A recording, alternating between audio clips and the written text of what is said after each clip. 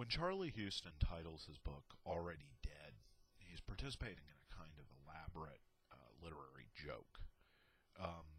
Hard-boiled detective fiction, one of the hallmarks is the idea of casual violence, the constant threat of death. And Joe Pitt, as a vampire, is in a very real way past that constant threat. While he can certainly still be destroyed, he is quite literally already dead.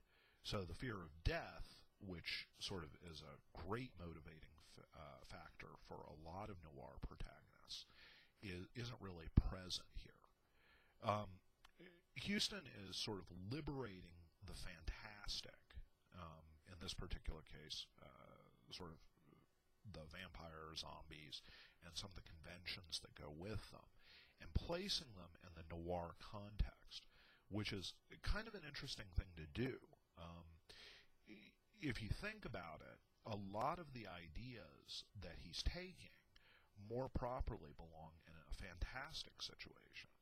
Anyone who's familiar with the game Vampire the Masquerade, for instance, will recognize the clan structure that Houston has sort of borrowed here and applied.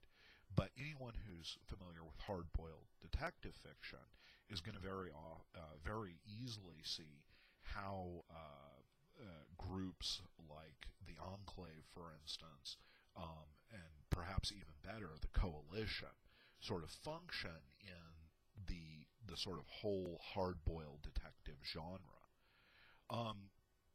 Houston creates in Joe Pitt sort of the quintessential noir protagonist.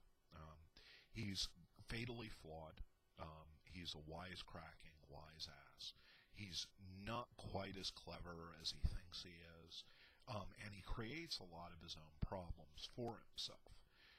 While he sort of struggles to get by because his nebulous honor code prevents him from accepting a place within these groups, he's sort of forced, because of that decision, to go into odd groups for these same groups that he detests, or to do odd jobs for these same groups that he detests.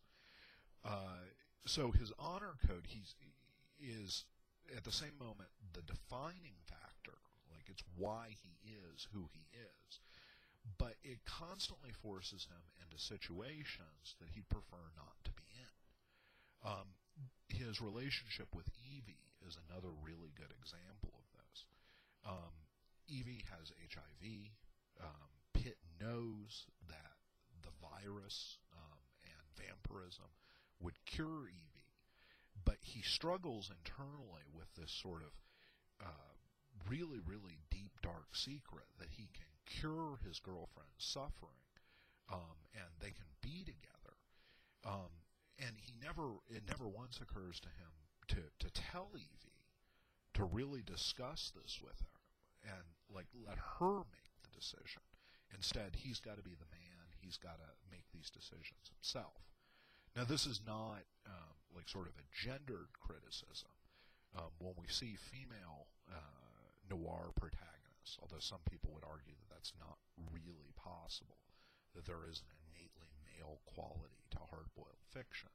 But in the examples we see of female noir figures, they tend to be just as pig-headed, stubborn, and sort of self-obsessed as Pitt is. Still, he's kind of a likable figure, especially when contrasted with some of the other figures in this novel. And even though he is a fatally flawed and, to a certain degree, anti-heroic figure, he's still the one that we end up sympathizing with.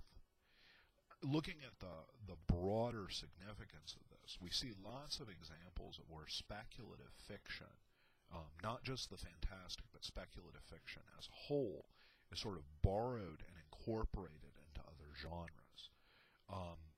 Right now, for instance, I'm reading a book of detective stories that are inspired by Sherlock Holmes, but written by authors like Stephen King and Neil Gaiman and Michael Moorcock. And what they're doing is they're taking Sherlock Holmes and they're rewriting him into the kinds of stories that they write, which is kind of interesting if you think about it.